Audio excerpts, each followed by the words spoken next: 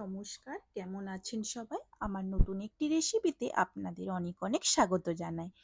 আজকে ছেলে বলল যে মা ডিমের ঝোল বানাও, তো আমিও তাড়াতাড়ি করে লেগে পড়লাম। 3টে ডিম নিয়ে সেদ্ধ করে নিয়েছি আর খোসাগুলো ছাড়িয়ে নিয়েছি। আর লাগবে ডিমের সাথে আলু। আলু দিয়ে ঝোল বানালে টেস্টি হয়, সেই জন্য আলুও কেটে নিয়েছি। তো এখানে অল্প একটু আদা, রসুন, কাঁচা লঙ্কা একসাথে পেস্ট করে নেব। আর সেদ্ধ করা আর খোসা ছাড়ানো ডিমগুলো আমি এখন গরম তেলের মধ্যে একটু নেড়ে চেড়ে হালকা ভাজা করে নেব এবং তাতে দিয়ে দেব অল্প পরিমাণে একটু হলুদ গুঁড়ো আর একটু লবণ। তারপর নেড়ে চেড়ে নেব, বেশি করে নাড়াচাড়া করব না, 1 থেকে 2 বার নাড়াচাড়া করে নিলে যথেষ্ট। এবার আমি ডিমগুলোকে তুলে নেব তেল থেকে।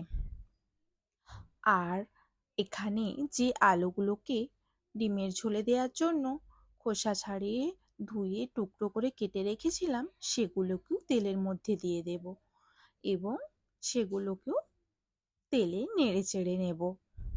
তাতে করে ডিমের আলুগুলোকে ভেজে নিলে, ঝোলের আলুগুলোকে, তাতে করে স্বাদটা আরও বেড়ে যায়, সেই কারণে।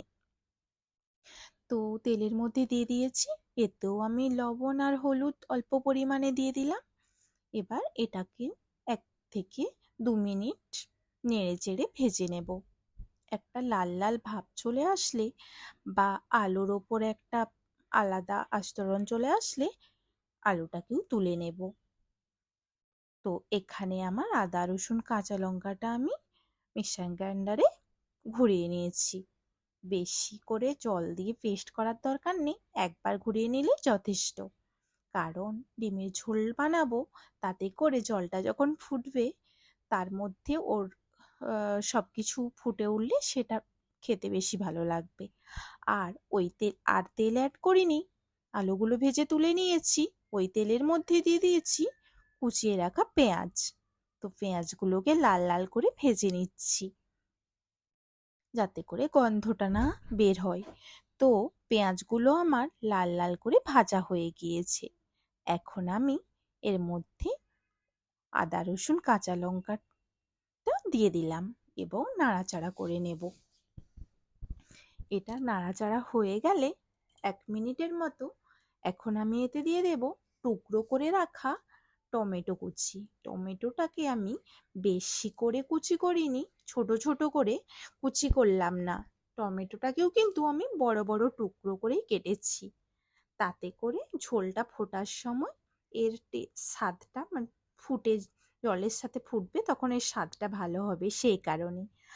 আর টমেটো দেব তারপর লবণ দেব না সেটা তো হয় না, আমি টমেটো দেওয়ার পরেই লবণ অ্যাড করি আমার প্রত্যেকটা রেসিপিতেই। তো লবণও দিয়ে দিয়েছি আর হলুদও দিয়ে দিলাম। হলুদ দিয়ে দিলাম পরিমাণ মতো। তো লবণ, হলুদ, সমস্ত মশলা, গুঁড়ো মশলাও এখন অ্যাড করে দেব।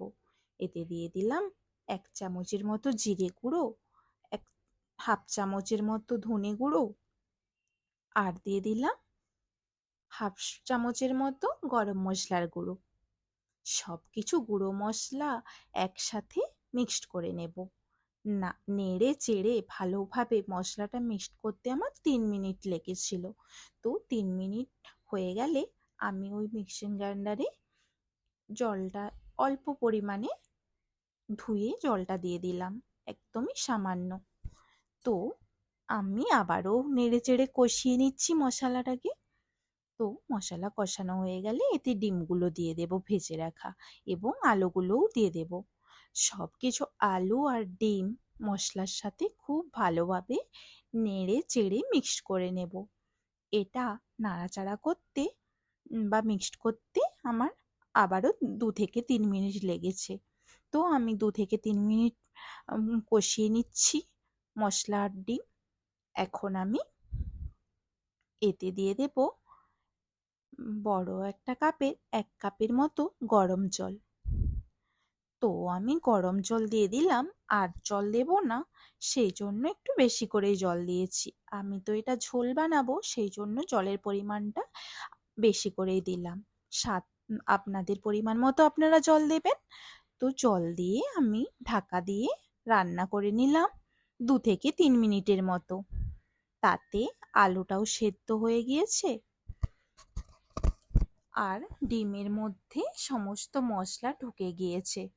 দেখুন, আলুটা আমি ভেজেছিলাম তাই বেশিক্ষণ সেদ্ধ হতে লাগেনি। আমি আলুটা খুন্তি করে কেটে দেখিয়ে দিলাম যে সেদ্ধ হয়ে গিয়েছে। আমার কিন্তু ডিমের ঝোলের রেসিপিটি রেডি হয়ে গিয়েছে।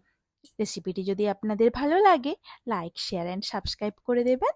আর নতুন নতুন রেসিপি দেখার জন্য আমার পাশে থাকবেন। গরম গরম ভাতের সাথে রেডি। Thank you.